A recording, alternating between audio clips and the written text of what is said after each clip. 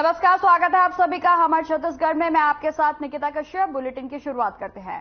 प्रधानमंत्री नरेंद्र मोदी के छत्तीसगढ़ दौरे को लेकर मुख्यमंत्री भूपेश बघेल ने कहा कि प्रधानमंत्री के प्रदेश में आने से काफी उम्मीदें थी, लेकिन पीएम ने छत्तीसगढ़ को झुंझुना भी नहीं दिया और केवल चुनावी भाषण करके चले गए। वहीं आपको बता दें कि सीएम ने प्रधानमंत्री के द्वारा छत्तीसगढ़ सरकार पर भ्रष्टाचार के आरोप लगाए हैं। उन्होंने कहा कि जाने को झूठा करार दिया। सीएम ने कहा कि भ्रष्टाचार में आकंठ में डूबे लोग दूसरों पर उंगली उठा रहे हैं। रमन सिंह हमारे 15 साल के मुख्यमंत्री जो कहते थे कि 1 साल कमीशन खोरी बंद कर दो, 15 साल फिर राज करो, यही कहा था ना उन्होंने। रमन सिंह के खिलाफ कितने आरोप, नान घोटाला हुआ, 15 करोड़ हो गए, 15 भ्रष्टाचार, जीरो टॉलरेंस की बात कही जा रही है। मध्य प्रदेश में भी प्रधानमंत्री जी सीना ठोक के बोले कि एक भी भ्रष्टाचारी को नहीं छोड़ूंगा। तो हम लोग सोच रहे थे कि कोई भ्रष्टाचारी अब देश में बचेगा नहीं। वो बड़ी उम्मीद से बरसते पानी में आए थे। जिस सड़क का उद्घाटन किए उसी सड़क में भारतीय जनता पार्टी कार्यकर्ताओं की मौत भी हो गई, उसी सड़क में। लेकिन उम्मीद थी कि कुछ 4.5 पौने 5 साल बाद आए हैं, कुछ दे के जाएंगे, लेकिन झुंझुना अब तक नहीं मिला। केवल गाली दे के, राज्य सरकार को गाली दे के गए। मुझे तो अच्छा लगा, इसलिए प्रधानमंत्री जी राज्य सरकार के लोगों को आलोचना कर रहे हैं, मतलब उसके बराबर ही हो गए। हम तो बहुत बड़ा मानते हैं, देश के प्रधानमंत्री हैं, और यहां आलोचना करके जाए तो बराबरी में आ गए। नहीं, कोई जवाब भाजपा के पास नहीं है। इनके पास किसी का जवाब नहीं है, न गोधन न्याय योजना का, न भूमि श्रमिक न्याय योजना का, न राजीव गांधी किसान न्याय योजना का, न किसने कहा, हमने कहा क्या कभी बोले कि मोदी तेरी कबर खुदी, कभी बोले? कभी नहीं बोले। तो जबरदस्ती क्यों किसी से ये लोग तो ऐसा है कि सिंपैथी लेने के लिए किसी से बुलवा देंगे, अब बुलवा के फिर उसको भाषण दे। हर भाषण में मैं सुनता हूं। क्यों भाई? हम लोग किसी को विपक्ष, हम लोग तो प्रजातंत्र के मानने वाले हैं। प्रजातंत्र की स्थापना थी कांग्रेस पार्टी, कांग्रेस सरकार ने की है। हम तो प्रजातांत्रिक तरीके से चलने वाले लोग हैं, सबको जोड़ के चलने वाले। राहुल जी भारत जोड़ो की बात करते हैं, नफरत के बाजार में मोहब्बत की दुकान खोलने की बात करते हैं, नफरत फैलाने वाले। तो इसका मतलब ये है कि किसी भ्रष्टाचारी को नहीं छोड़ूंगा, ये जो कह रहे हैं उसका अर्थ ये है कि किसी भी भ्रष्टाचारी को वो भारतीय जनता पार्टी से बाहर देखना नहीं चाहते। सब भारतीय जनता पार्टी में आ जाओ, चाहे वो शुभेंदु अधिकारी हो, चाहे हेमंता बिस्वा शर्मा हो, चाहे नारायण राणे हो, चाहे और कोई नेता हो, यशवंत यादव हो, एकनाथ शिंदे की बात करो, और इनको भ्रष्टाचार नहीं दिखाई देता जो उनके पार्टी के। देश येदियुरप्पा पे खनन घोटाला का आरोप लगा, बेल्लारी में रेड्डी बंधु, उसको भी खनन घोटाला, शिवराज सिंह चौहान व्यापम घोटाला। क्या हुआ भाई? अब 15 ठोक जीते थे, फिर एक चुनाव हारे, 14, अब 13 रह गए। अब उसका क्या रिपोर्ट कार्ड लेंगे 13 का? और 3 बार इनके नीतियों के कारण से ये हुआ है कि देश में कोयले की कमी हो गई, विदेश से कोयला लाना पड़ रहा है, ट्रेनें बंद हो गई, यात्री ट्रेनें बंद हुई इनके नीतियों के कारण से। और ये आरोप लगा थे 10 लाख करोड़ का घोटाला हुआ, कोई पकड़ा गया? आज ये खुले में नीलामी कर रहे हैं, कोई खरीदार मिल रहा है कोयले खदान के? कुछ नहीं मिल रहा। ये बताएं, छत्तीसगढ़ को 30 साल में 9 लाख करोड़ का घाटा दिखाया उन्होंने, उनकी सदस्यता समाप्त हो गई, बंगले खाली करा लिए गए। ये स्थिति जिस कर्नाटक में 2019 की घटना, जिस जगह में वो भाषण दिए थे, अभी जो चुनाव भारतीय जनता पार्टी वहां भी हार गई, कर्नाटक हार गए। तो भ्रष्टाचार केवल भारतीय जनता पार्टी के लोग करें, दूसरे लोग ना करें, और यदि कोई है तो भारतीय जनता पार्टी में आ जाए, सब ठीक। खबर रायपुर से है, जहां जय वीरू की जोड़ी को लेकर केदार कश्यप के बयान पर उप मुख्यमंत्री टीएस सिंहदेव का बयान भी सामने आया है। आपको बता दें, बयान में उन्होंने कहा कि शोले पिक्चर रिलीज हो चुका था 5 साल पहले, अभी नया पिक्चर आया है काका बाबा वाला, नई पिक्चर अभी हम लोग लॉन्च कर रहे हैं। इसी बीच टीएस सिंहदेव का अन्य मुद्दों पर भी उनके द्वारा प्रतिक्रिया दी गई। जो रिपोर्ट मिली है वो बहुत श्योर नहीं है कि वेदर कंडीशंस क्या है। वेदर कंडीशंस ठीक रहेंगे तो जाएंगे, और नहीं होगा तो रिस्क बिल्कुल नहीं लेना चाहिए। सर, ये जय वीरू की जोड़ी को लेकर आज केदार कश्यप हो गया है कि दिखावे के लिए दोनों साथ में आए। वो शोले पिक्चर का तो रिलीज होके वो हो चुका 5 साल पहले। अभी ये नया पिक्चर है काका बाबा वाला, तो नई पिक्चर अभी हम लोग लॉन्च कर रहे हैं। सर, किसी को ये भी उम्मीद थी सर, एडी साहब ने भाषण करा तो उम्मीद थी कि टीएस बाबा हमारे में आ जाने का। पीएम मोदी जो प्रधानमंत्री है उन्होंने भी एडी साहब का जिक्र कर दिया। अगर बीजेपी का मंसूबे में पानी फिर गया था। देखिए, मैंने तो पहले से ही खुले मन से सबके साथ ये बात साझा की थी कि व्यक्तिगत वैचारिक मत के मेरे अंतर हैं, तो मैं भाजपा में नहीं जा सकूंगा। अगर कभी विकल्प की बात भी है, और मैंने ये भी कहा था कि ऐसी परिस्थिति आती है तो मैं रिटायर होकर घर बैठना पसंद करूंगा। वो अभी बहुत सारे विकल्प हैं।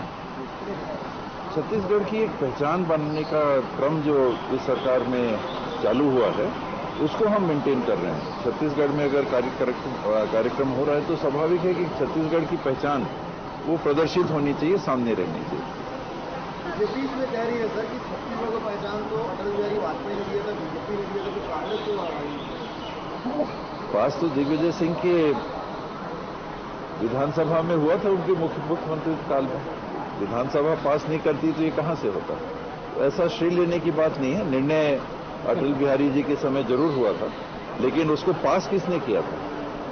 मध्य प्रदेश की असेंबली में पास किया था, तब तो वो बन सका, नहीं तो बनता कैसे?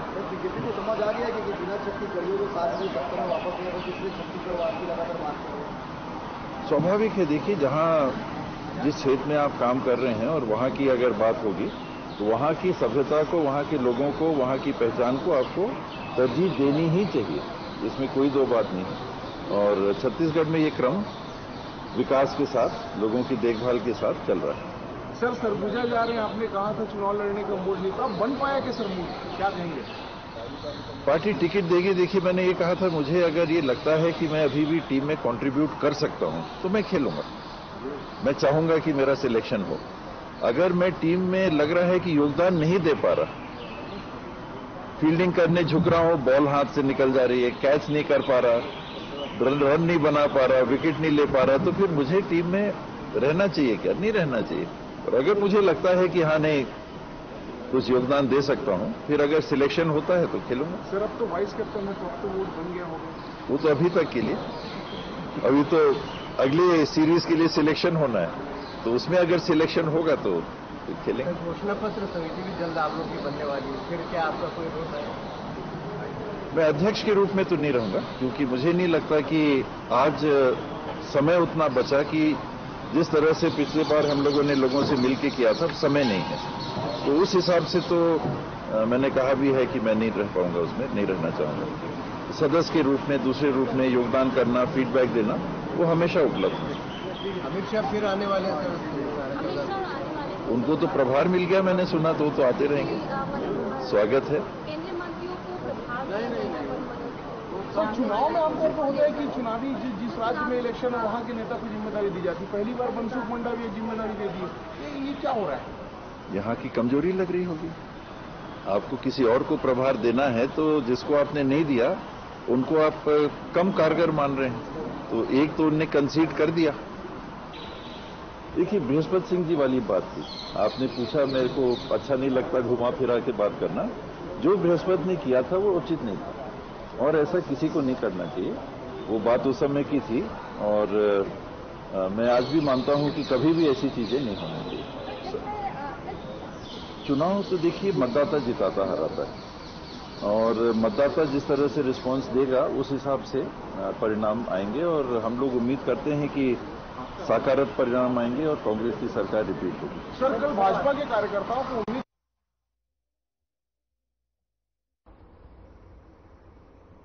पीएम मोदी छत्तीसगढ़ के दौरे पर थे। इस दौरान उन्होंने एक नारा दिया था कि बदल बो भूपेश सरकार बदल बो, जिस पर बिलासपुर जिला कांग्रेस कमेटी की ओर से प्रदर्शन किया गया और अपनी प्रतिक्रिया व्यक्त भी की गई। तो आपको बता दें कि पीएम मोदी के द्वारा जो है नारा दिया गया था, जिसको लेकर अब बिलासपुर में घमासान देखने को मिला है, जहां कांग्रेस के द्वारा जो है लगातार जो है प्रतिक्रिया दी जा रही है।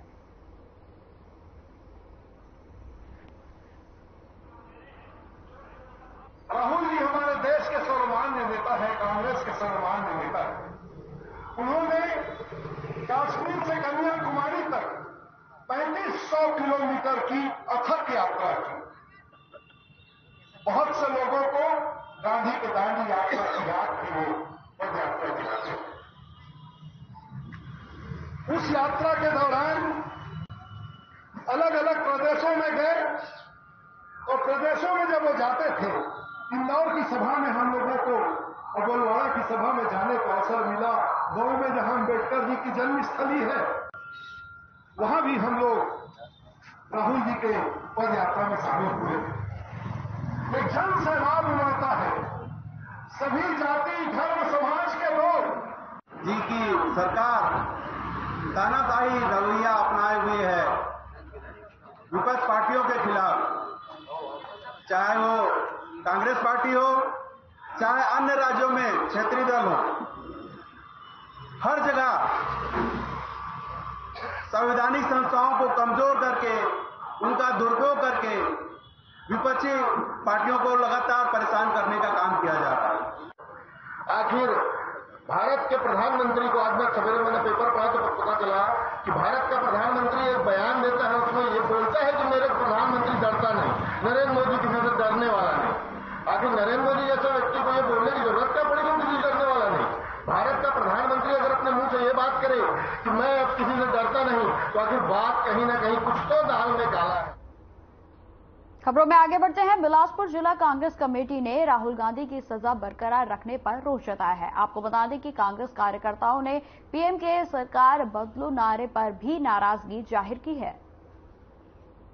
छत्तीसगढ़ की सरकार एक मजबूत सरकार है। हमारे भूपेश सरकार ने बहुत अच्छे काम किए हैं और उससे वो डर गए हैं। उसमें मेरे को तो लगता है कि उन्होंने ये जो मोदी जी की सभा यहाँ की और उनका डर साबित हो रहा है और राहुल गांधी जी की भारत जोड़ो यात्रा से वो पूरी तरह से भयभीत हो गए हैं। देखिए, प्रधानमंत्री जी का जो भी बातें हैं बोलते रहते हैं, लोग उनकी बातों को अब गंभीरता से नहीं ले रहे हैं, क्योंकि वो देश में सिर्फ अफवाह फैलाने का काम किए। हद तक काम कुछ नहीं किए। कांग्रेस सरकारों ने जो काम किया था उसको अपना बदला करके, योजनाओं का नाम बदल करके वाहवाही लूटने का काम कर रहे हैं और उनका एक सोच और सपना देख रहे हैं कि छत्तीसगढ़ में माननीय भूपेश बघेल जी के नेतृत्व की जो सरकार है उसको बदलबो करके। ठीक है, आप बोलते रहिए, लेकिन यहाँ की जनता समझ चुकी है कि उनके लायक यदि कोई काम जनता के हितों को ध्यान में कोई रखा है, सबके जरूरतों को यदि पूरा करने का काम किसी ने किया है, तो पहली बार छत्तीसगढ़ में माननीय भूपेश बघेल जी के नेतृत्व में जो कांग्रेस की सरकार बनी है। अच्छी तरीके से याद है जब 2500 रुपए कुंटल धान का समर्थन मूल्य देने का राजीव न्याय योजना के अंतर्गत हम लोगों ने, हमारे मुख्यमंत्री जी ने घोषणा की थी। उस समय सेंट्रल पूल में छत्तीसगढ़ का चावल न खरीदा जाए इस लिमिट के आगे करके उसमें भी प्रतिबंध लगाने का काम केंद्र की सरकार ने किया था, जो किसानों की हितैषी नहीं है।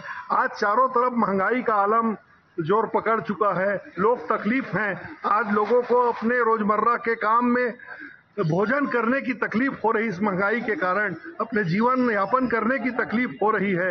और जिस तरीके का कुशासन ये चारों तरफ, जो लोग भी मोदी जी के विरोधी हैं, मेहुल चौकसी विजय माल्या जैसे नाम, जो देश के नामी गिरामी नाम थे, जिन लोगों ने बैंकों का अरबों रुपए लेकर के विदेश भाग गए। केंद्र की बात को यहाँ पे करते हैं आज, जबकि भूपेश भैया की सरकार बहुत अच्छी चल रही है।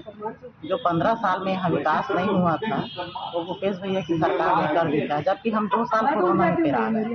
कोरोना के चलते हुए भी भूपेश भैया ने बहुत अच्छा काम किया है, जनता देख रही है। तो यहाँ के चाहे झूठ फैलाए चाहे सच बोले, उससे छत्तीसगढ़ की जनता को कोई फर्क नहीं।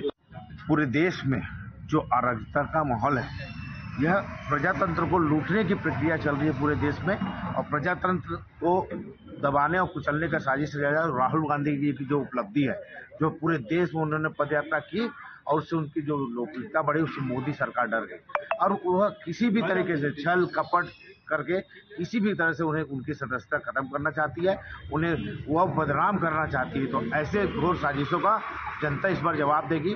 मोदी अगर चाहते हैं कि पूरे देश में, तो अब मोदी पूरे देश से एक साथ खत्म होंगे। उन्हें कोई हटाने से माने कोई भी पब्लिक अब उन्हें नहीं चाहती, क्योंकि झूठ और फरेब और नोटबंदी, सपने दिखाने ना, सब्ज बाग दिखाना, 15 लाख आना, ये सब समझ चुकी है कि अब ये पब्लिक बेवकूफ नहीं। भारतीय जनता पार्टी जो बुनियाद है झूठ भ्रम में आधारित है, इसलिए प्रधानमंत्री जैसा व्यक्ति छत्तीसगढ़ में आके यहाँ के जनता को भ्रमित करने का काम कर रहे हैं। जबकि यथार्थ यह है कि उन्होंने समर्थन मूल्य का जोरदार विरोध किया, पर हमारे यशस्वी मुख्यमंत्री ने राजीव गांधी न्याय योजना के नाम पे जो अंतर राशि है उनको दे रहे हैं। इसके पूर्व भी अमित शाह जी ने आके दुर्ग में यही बात कही कि समर्थन मूल्य हम दे रहे हैं। भारतीय जनता पार्टी लगातार झूठ बोलने में विश्वास करती है और जनता के बीच एक भ्रम पैदा करने में। जैसे अंग्रेज ने भारत में फूट डालो और राज किए हैं, उसी तरीके से मोदी सरकार ने जो अराजकता फैलाई हुई है, नोटबंदी है और कई तरह की चीज़ें हैं, राहुल गांधी के पद यात्रा से वो भयभीत हो चुके हैं। इसलिए कुछ भी चीज़ें वो ईडी वगैरह जैसे भी छापा मारते हैं, वो कहीं भी कुछ भी कर रहे हैं। तो उस लिहाज से देखिए आज भारत देश में हो क्या रहा है, समुदाय में बंटवारा करवा रहे हैं, आपस में विभिन्न प्रकार की बातें करते हैं। देखिए, छत्तीसगढ़ में देश के प्रधानमंत्री माननीय मोदी जी का सभा हुआ और उन्होंने जो नारा दिया बदलवो बदलवो छत्तीसगढ़ बदलवो, तो इसमें हमारे छत्तीसगढ़ वासियों का यही विश्वास है और यही नारा है हम सबका कि बदलवो बदलवो, केंद्र की सरकार बदलवो। छत्तीसगढ़ में माननीय भूपेश बघेल जी की सरकार ने जितना काम किसानों के लिए, नौजवान साथियों के लिए, बेरोजगारों के लिए, महिलाओं के लिए, व्यापारियों के लिए, सभी वर्गों के लिए जो काम किया जा रहा है, निश्चित रूप से उससे आज भाजपा हतोत्साहित हो गए हैं और यहाँ छत्तीसगढ़ में तो इनकी सरकार आने से रही और उसी हताशा के कारण उन्होंने जो भी बयान दिया है वो उचित नहीं है। और जो धान खरीदी के बारे में भी उन्होंने कहा कि 80% राशि केंद्र से भेजते।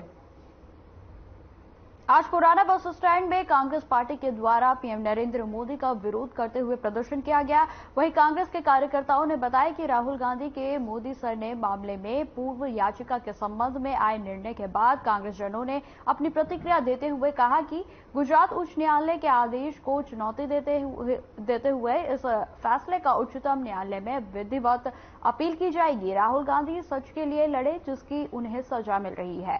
राहुल गांधी के फैसले को लेकर सुबह से ही कांग्रेसजन सोशल मीडिया, टीवी, समाचार चैनल में सक्रिय रहे। कांग्रेस न्यायपालिका के इस आदेश का प्रावधान के अनुसार न्यायालय में अग्रिम कार्रवाई करेगी। वहीं आपको बता दें कि मोदी सरकार के तानाशाही रवैये के खिलाफ शुक्रवार शाम को पुराना बस स्टैंड में कांग्रेस जन एकत्र होकर मोदी का पुतला फूंका गया तथा जमकर नारेबाजी भी की गई।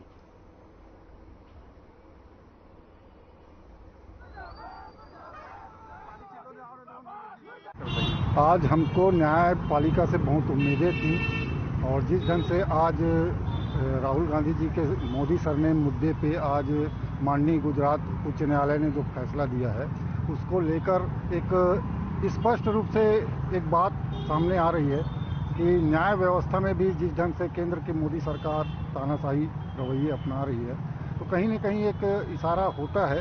लेकिन इस फैसले को हम चुनौती देंगे, माननीय उच्च न्यायालय से इस फैसले को उच्चतम न्यायालय तक जाएंगे और वहाँ हमको पूर्ण रूप से न्याय मिलेगा, ऐसी उम्मीद करते हैं।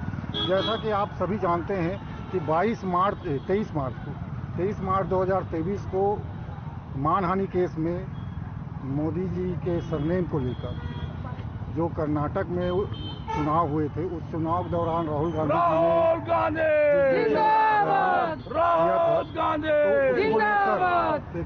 उसको लेकर संघर्ष करो।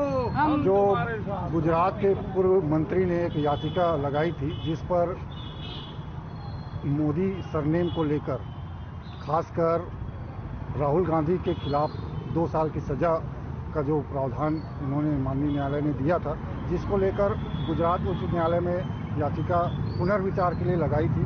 आज उसका फैसला था। फैसले में इस आधार पर फैसला दिया गया है कि राहुल गांधी के अन्य 10 आपराधिक प्रकरण दर्ज है, इसलिए इस जो पुनर्याचिका है उसमें हस्तक्षेप करने की आवश्यकता नहीं है। तो ये कहीं न कहीं एक दबाव दिखता है, और किसका दबाव है सर्वविदित है। जिस ढंग से मोदी सरकार और मोदी जी पूरा तानाशाही रवैया देश में चला रहे हैं, न्याय व्यवस्था को भी वो बाधित करने का प्रयास कर रहे हैं, जिसका हम आज विरोध किए हैं और ये विरोध सतत जारी रहेगा। और आने वाले समय में एक राहुल गांधी पूरे देश में प्रधानमंत्री के रूप में उभर के आएंगे। देश की जनता का विशेष उनको लगाव और सहयोग मिल रहा है। हम राहुल गांधी जी के न्याय के साथ हैं और हमारे पूरा कांग्रेस पार्टी और देशवासी इस फैसले का इंतजार जिस ढंग से कर रहे थे। आज निराशा तो हुई है, लेकिन फिर भी न्याय के फैसले को हम सम्मान करते हुए जो विधिक प्रक्रिया है उसमें भाग लेंगे।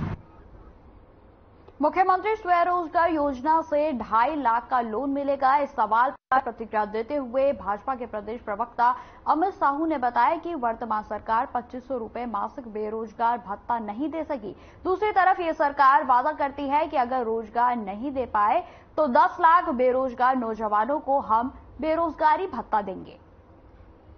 देखिए, 2500 रुपए मासिक बेरोजगारी भत्ता तो ये छत्तीसगढ़ सरकार नहीं दे सकी। एक तरफ ये वादा करती है 10 लाख नौजवानों को हम बेरोजगारी भत्ता देंगे अगर रोजगार नहीं दे पाए तो। अब ये नया इनका शिगुफा है। एक तो 8वीं पास युवा जो है बेरोजगार है, अगर उसको उद्योग के लिए डालने के लिए पैसे भी देते हैं तो वो कैसे व्यापार करेगा, कैसे उद्योग चलाएगा। सवाल तो यहाँ पर ये है। कहीं ना कहीं इसके पीछे सरकार का एक छुपा हुआ एजेंडा भी सामने आता है कि फिर से युवाओं को ठगने का इनका नया एक प्लान है। दूसरी तरफ हम देखें तो ये सरकार जब से बनी है 2018 से, जब से यहाँ का युवा अपने आप को ठगा और अपने आप को छला और अपने आप को असहाय महसूस कर रहा है। उन युवाओं ने ठान लिया कि इस प्रदेश में इस कांग्रेस की सरकार, इस भूपेश बघेल की सरकार को नहीं रहने देंगे। आने वाले 6 महीना बाद इस सरकार को गिरा देंगे। फिलहाल इस बुलेटिन में इतना ही। खबरों की और भी जानकारी के लिए बने रहे हमारे साथ। नमस्कार।